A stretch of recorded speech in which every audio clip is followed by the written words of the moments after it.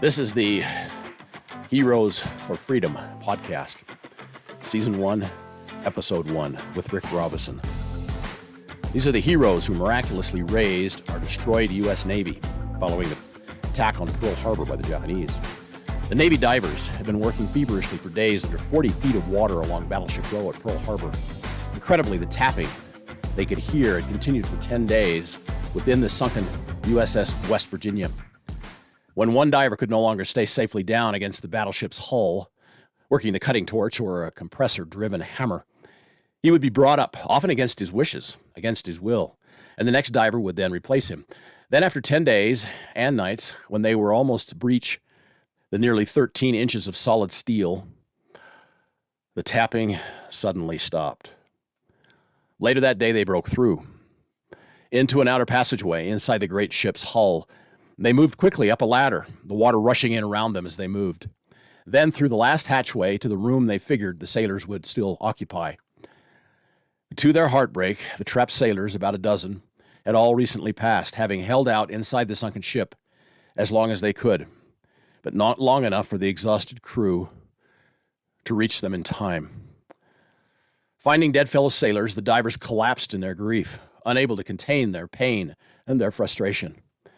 They could not go on until their commander tapped them on the shoulder, pointing towards the next sunken vessel nearby, reminding them that others were still trapped.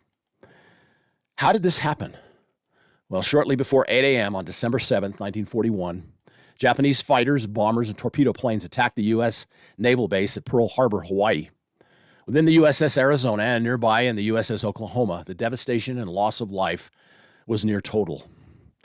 Explosions tore huge, ragged gaps in the decks, and the silent, unseen torpedoes careening through the bay from underneath, dropped by torpedo planes, of course, blew massive holes in the ship's hulls.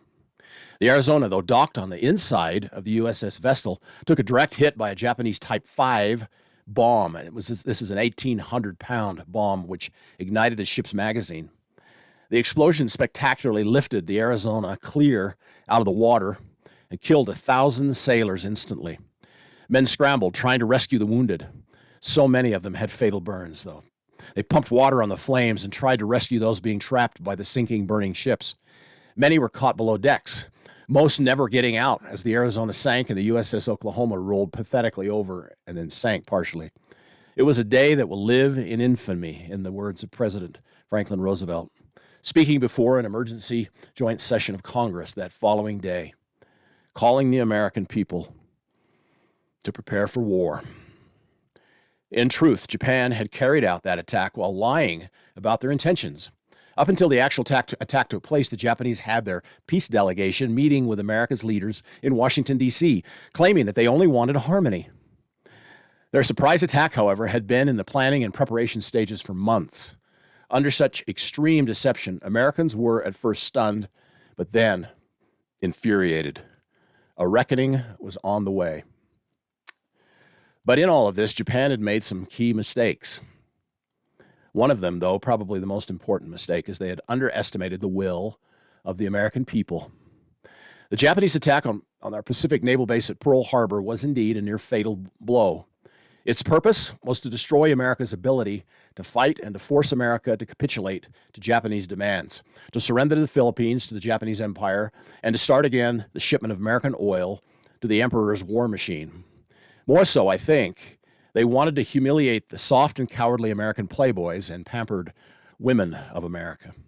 For years, Japan had been moving powerfully in the Pacific to brutally occupy all of East Asian islands or lands, further adding to their empire and murdering millions of Asians in the process.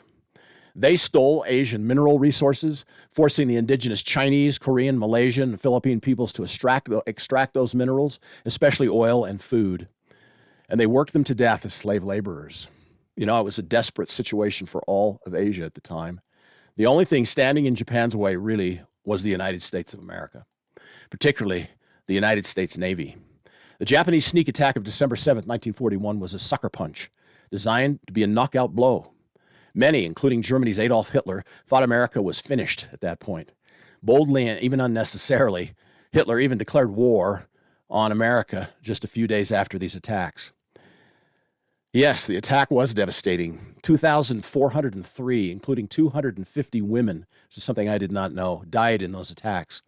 The youngest who died, was a 3-month-old little girl, Janet Ota.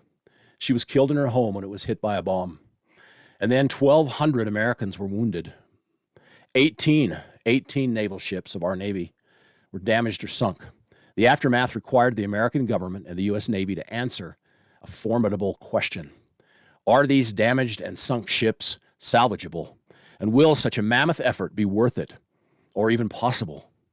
Perhaps more important, however, was the United States effectively beaten before it could even fight back? These were the questions our leaders were asking. What the Japanese did not consider, however, was American ingenuity, American courage, and most of all, America's righteous desire for a reckoning, no matter how long it would take or how costly it would be. What is seldom talked about, and we see this as a dire need of correcting, was America's faith and determination to call upon their most skilled and ingenious engineers to resurrect what Japanese bombs had sent to the bottom of the bay. This would be a Herculean effort of bravery and engineering skill in the face of a mountain of obstacles as well as extreme danger. Yes, it would require uncommon American grit, even genius. It would require creativity and courage. Then we see what happens when Americans come together. Then Admiral Chester Nimitz, sent by President Roosevelt, took command of the wounded Pacific Fleet at Pearl. Landing there a few weeks after the attacks on Christmas Day, Admiral Chester Nimitz, who was named, as I mentioned, by President Roosevelt to be Commander-in-Chief of the Pacific Fleet.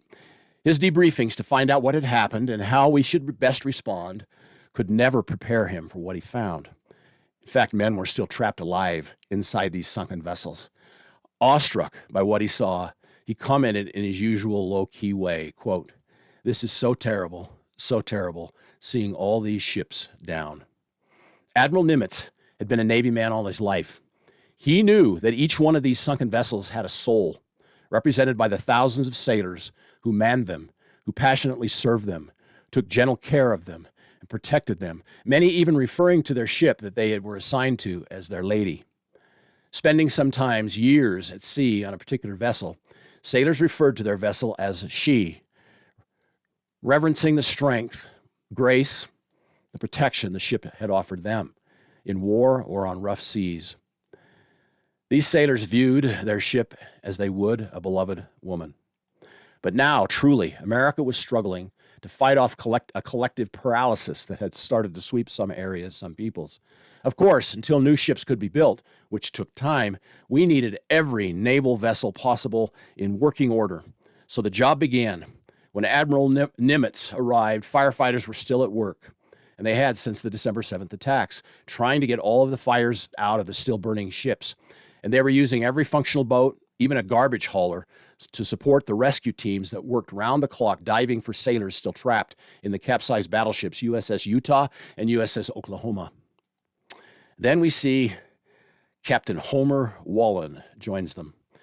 On January 9th, 1942, a month after the attacks, Captain Homer Wallen took charge of the salvage operation. Wallen knew his stuff. He'd trained and prepared for just this type of mission throughout his naval career. He was a graduate of the U.S. Naval Academy in 1913. He served aboard the battleship USS New Jersey during World War I. He had even studied naval architecture at MIT. He spent 2 decades managing the Navy's finest naval yards on the Pacific and Atlantic coasts, skillfully directing American repair depots. Captain Wallen's team had 3 goals. First, to find and rescue the still-trapped men. Then assess the overall damage to each ship. And finally, to do basic repairs as quickly as possible and raise the sunken vessels. And then the damaged but now functioning ships would be sailed to America's west coast for a complete repair and refitting at one of several large naval yards, safely out of the war. These were dry docks specifically designed to rebuild ships. It was grueling. It was a grueling job, and it was dangerous, often lethal. Several divers were killed from explosions while operating torches. And one time when a sunken hull suddenly rolled over and shifted position because of some higher waves that came through and crushing these divers. We can see from all of this, though, that there was a major Japanese mistake. For some reason, they had missed when they attacked. And the Japanese came to regret this. And in fact, they never explained why they had done it. For they did not destroy Pearl Harbor's fuel supply depot that had stored over 4,500,000 gallons of fuel, as well as the well-equipped, though small, naval yard. The naval engineers and mechanics at Pearl had extensive ability, actually, to rehab or newly refit or newly fabricate just about any part or component needed. They could overhaul 16-inch ship guns, then refit and test them. Their capacity actually was astounding. Adjacent to these gigantic prefab buildings and assessing the waterfront were massive naval cranes, which began almost immediately to clear debris and to get Pearl Harbor up and operational after the attacks. And then the engineers and the technicians arrived en masse. Seeking and hiring naval engineers took top priority.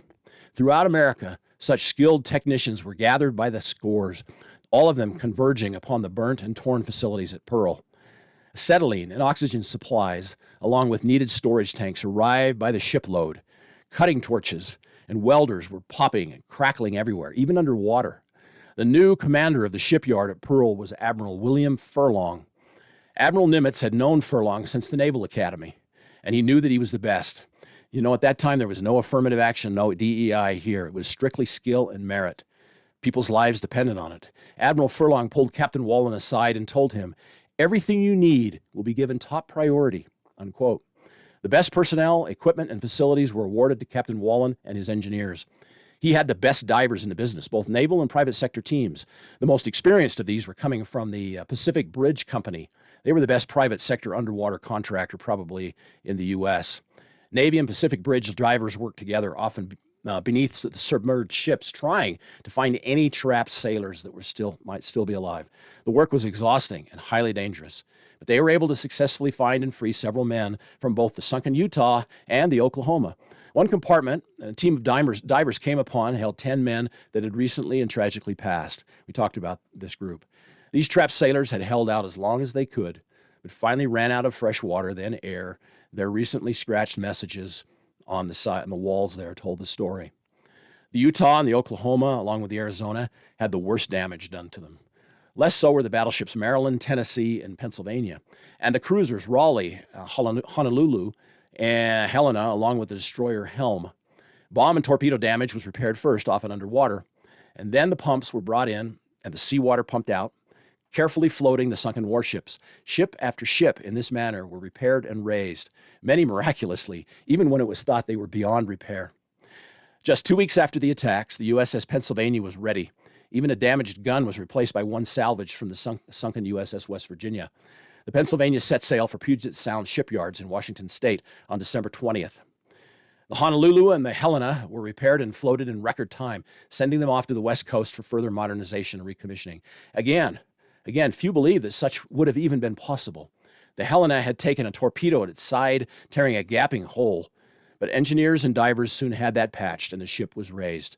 The USS Maryland had a near miss from a bomb during the attacks, but the explosion ruptured its steel hull from the side. Engineers designed a specifically fabricated patch, and divers lowered it, fitted, and welded it in place. With the hull sealed, the water was pumped out, and the Maryland was afloat. She soon set sail for the American West Coast, her date with the shipyards. As mentioned, the USS Arizona had been hit by a massive 1,800-pound bomb, igniting its ammunition magazine and literally lifting the massive ship out of the water before it sank. Right next to the Arizona was the USS Tennessee. During the battle, the crew fought with fire hoses to keep the flames from the Arizona spreading to the Tennessee. The burning debris from the Arizona landed on the deck of the Tennessee. It was nip and tuck for hours as the crew of the Tennessee fought to save their ship. Finally, the intrepid crew was forced to abandon her, though pumps were set up so that they could pump out 600,000 gallons of oil from the ship, preserving the valuable fuel and preventing further fires. Later, somehow, the sailors and engineers had been able to free the Tennessee from its trapped position. It was repaired and then sent off to Puget Sound shipyards in Washington. The intrepid USS Tennessee would return to the fight on the last day of February 1942, the massive battleship exacting its revenge and later leading the American charge at the decisive Battle of Leyte Gulf on October 1944. That's where what remained of the Japanese Navy was sent to the bottom of the Pacific. Other resurrected American ships damaged or sunk at Pearl Harbor, including the West Virginia, Maryland, Pennsylvania, California, and the had all joined the Tennessee at the Battle of Leyte Gulf, helping finish off the Japanese as a naval power and signaling the end of Japan's hope for an Asian totalitarian empire. Several other ships damaged or sunk at Pearl also got back in the fight before the war was over. Each ship carried with it the pride of the young new recruits, as well as the older salty sailors who'd been at sea for many years. Together they skillfully guided these formerly damaged old warrior ships back into battle. In the end, the Pearl Harbor naval salvage effort, ton for ton, was the largest in history. The men of this operation had a creed that they lived up to. Quote, "We keep them fit to fight," unquote. Vice Admiral Homer Wallen finally retired in 1955, a most distinguished career lasting 40 years. Later, at an awards ceremony held on the deck of the aircraft carrier USS Enterprise, Admiral Nimitz awarded Vice Admiral Wallen the Distinguished Service Medal.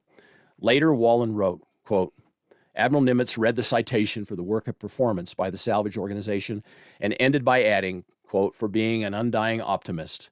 The medal was accepted by me in the name of the organization which I had the honor to head," unquote.